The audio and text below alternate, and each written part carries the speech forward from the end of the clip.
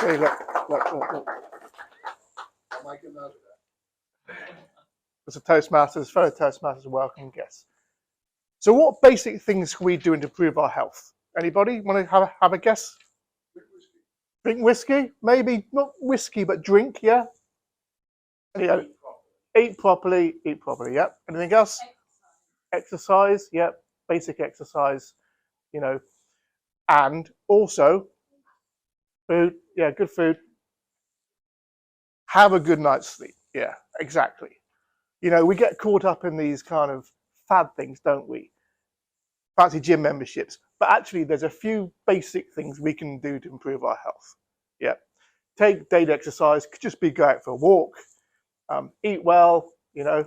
You don't have to watch it. You don't have to have lettuce every day, but you know what I mean. Just watch it. You know, you can have your sweets as well. You know, we'd have your sweets, right? But just watch it. A good night and a good night's sleep, right?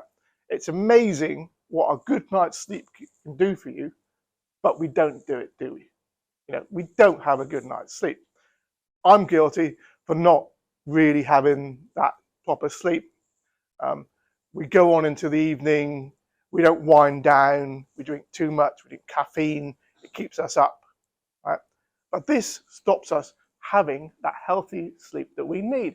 And sleep is one of the most basic things to us, isn't it? You know, how do you feel great after a good night's sleep? You know, the thinking. There's physical benefits, right? There's your well-being, and it can do wonders for our physical, our mental, and emotional health, right? Just having a good night's sleep. We feel more energized, we feel refreshed in the morning. We can even do our better speaking after a bit of rest, right?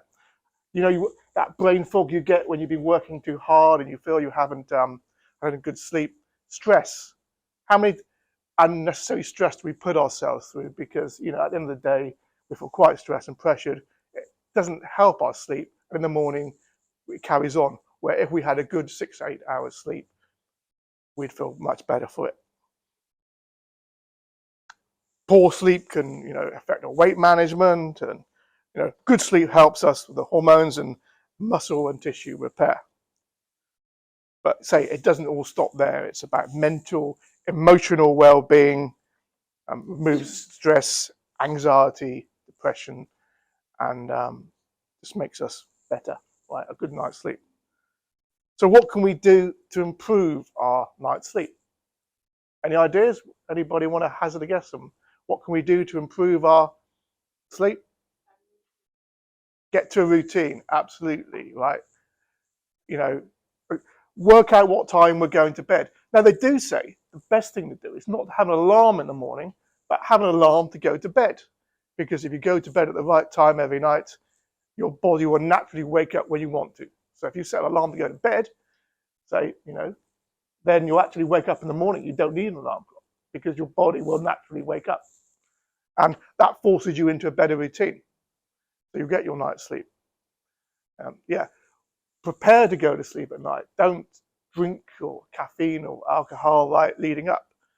I'm really guilty for this. Right? I throughout the day I'm drinking coffee all the time, pumping myself like caffeine, and you kind of get that buzz, don't you? And it takes a long time to get off that buzz, that caffeine buzz.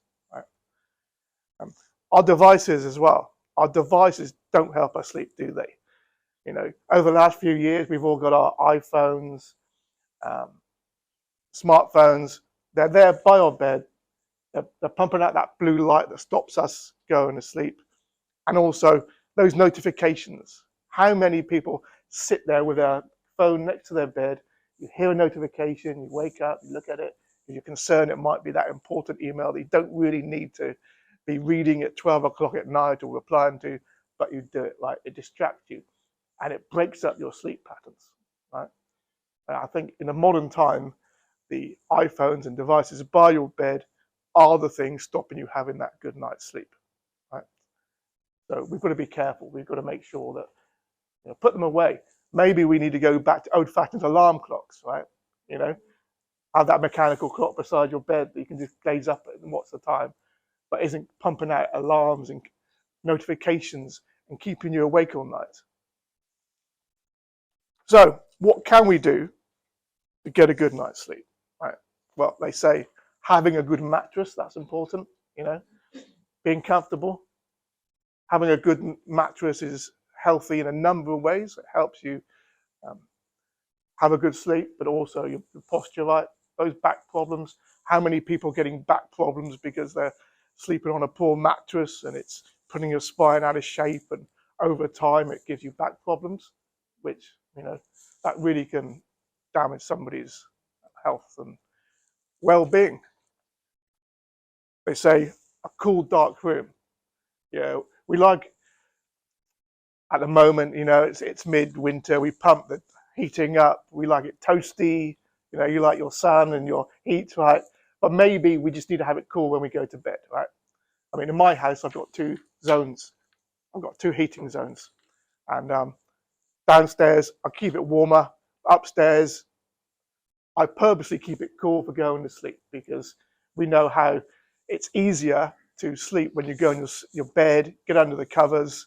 You know, you get that kind of snug feeling and you go to sleep, right? If it's too hot, you're kind of tossing and turning, taking the covers off, and you're not getting asleep. Yeah, get rid of all electronics and anything stimulating you. Now, you may have come across these, but I know, reading up and researching about sleep, there's lots of techniques we can use to help us get to sleep. And one of the most fascinating ones I've come across is how breathing, I mean, breathing's fundamental to you, right? Those of you who do first aid, what's the first thing you've got to do when you check somebody? Check the airways, right? Clear the airways. There's a good reason for that, right? Because breathing is fundamental to our survival. Is it breathing, then blood and burns and things like that, right? So, and your breathing is like connected directly to your brain, right? And how you feel reflects on how you breathe.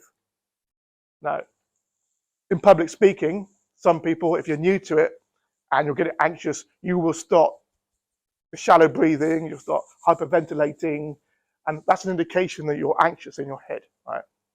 And it applies to speaking techniques as well. I say to make yourself calm. There's a two-way thing, and by adjusting your breathing, you can adjust the way you feel and how calm you are. So some of the breathing techniques for going to sleep are sort of, you know, deeper breathing and just make yourself calm. And some of the fascinating things I've come across is there's kind of what they call disruptive breathing techniques, where actually, if you're feeling anxious and not very calm, then you can use some of these breathing techniques to calm you down and make you go to sleep. And I'll just go through briefly a few, but the most fascinating one I've come across is this concept of sort of disruptive breathing. So rather than breathing in and out normally, you sort of breathing 1, 2, 3, 4. You hold your breath 1, 2, 3, 4, 5, 6, 7, and you breathe out 1, 2, 3, 4, 5, 6, 7, 8. And by introducing this disruptive breathing technique, you're able to kind of put the focus on your breathing. You take away any anxiety or, you know, stuff going on in your head. You focus on your breathing and you relax, right? This will help your speaking. If you're coming up to speak and you're feeling a bit anxious, you know, you can use this. But also, before going to sleep, you can use these techniques to put yourself in a kind of calm mode, relax, and then you're meant to sort of go off into, you know, drift off to sleep. Other techniques involve, you know, you've got thoughts in your head, bit of stress, work stress, problem with the kids. Just put yourself somewhere where you can really relax, right? You know, put yourself on a desert island beach with your sun, blue skies, you know, and just think you're there and calm, and you then just drift off, right? Get all those thoughts out of your head. And by doing this, it puts you to sleep. And actually, it's a feedback thing, isn't it? Because not having good sleep causes the stress, causes you can't think properly, and it just sort of builds up and builds up, where putting it out of your mind, relaxing, it makes you calm, and actually those day-to-day stresses go away because suddenly you're sharp again in the morning, and you can deal with everything. Life becomes easy, all those problems are no longer problems, and it's all easy, right? So that's, other techniques around breathing as well. but that's a taster for some things you can go out and do to help you sleep. So in conclusion, a good night's sleep is up there with exercise, with drinking lots of fluids, and eating well for your well-being and general way you go about life. Get into that schedule, maybe an alarm to go to bed rather than wake up, and follow this, and you'll see life improvements. So maybe go away, try it, and also use those those breathing techniques for your public speaking. So there we go. Go away, give it all a go, and maybe one day come back and tell us how you got on, Mr. Toastmaster.